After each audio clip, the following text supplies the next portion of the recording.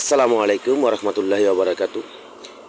আমার সকল ফেসবুক ফ্যানদেরকে আমার পেজের পক্ষ থেকে শুভেচ্ছা এবং অভিনন্দন জানিয়ে শুরু করলাম আমি আমার আজকের এই ভিডিও।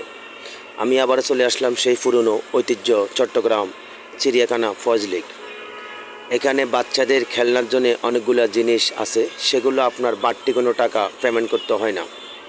বিশেষ করে 4 বছর বয়স থেকে বৃদ্ধা পর্যন্ত আপনার টিকিটের মূল্য সেম নেওয়া হয়।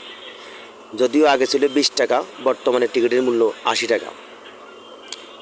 শহরে বাচ্চারা যখন আসে তখন বাচ্চারা ঘরবন্দি হয়ে পড়ে, সেজন্য কিছু বাচ্চা অসুস্থ হয়ে যায় এবং বাচ্চাদের মেধাবুদ্ধি কমে যায়।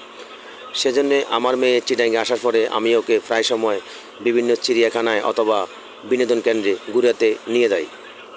ঠিক একই জায়গায় আমি আবারও বাচ্চাকে নিয়ে আসলাম কিছু পশু পাখির সাথে আমি আমার বাচ্চাকে পরিচয় করার জন্য। আপনার বাচ্চারা যখন সুন্দর একটা জায়গায় খেলাধুলা করতে পারবে, অবশ্যই বাচ্চাদের মেধাবুদ্ধি ভালো হবে। সেটা আমি উপলব্ধি করে আমি আমার বাচ্চাকে নিয়ে আবারও ঘুরতে চলে আসলাম সেই পুরনো ফজলিক। এখানে আপনার অনেকগুলো পশু পাখি আনা হয়েছে, সেই পশু পাখির সাথে বাচ্চাদেরকে পরিচয় করে দেওয়া আমার দায়িত্ব এবং কর্তব্য।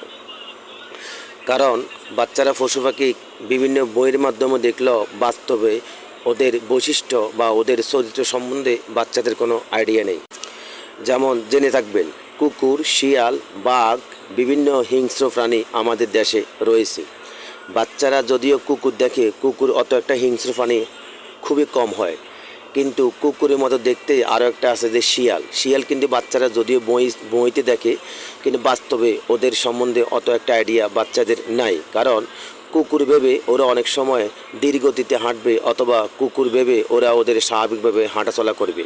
কিন্তু শিয়াল যে আপনার বাচ্চাকে দেখলে অবশ্যই সে নরপশুর মতো আপনার বাচ্চার উপরে ঝাঁপিয়ে পড়তে পারে, সেটা হয়তো আপনার আইডিয়া নেই। তাই আপনার বাচ্চাকে আপনি অবশ্যই বলে দিবেন কুকুরের বৈশিষ্ট্য এরকম, শিয়ালের বৈশিষ্ট্য এরকম। কারণ শিয়াল দেখলে তুমি যেদিকে মানুষ থাকবে ওদিকে দৌড়ে আশ্রয় নেওয়ার চেষ্টা করবে। বিভিন্ন প্রজাতির সাপ আমাদের দেশে রয়েছে। দেশীয় সাপের বৈশিষ্ট্য এবং বিভিন্ন বড় বড় সাপের বৈশিষ্ট্য বাচ্চাদেরকে আপনি অবশ্যই শেয়ার করবেন।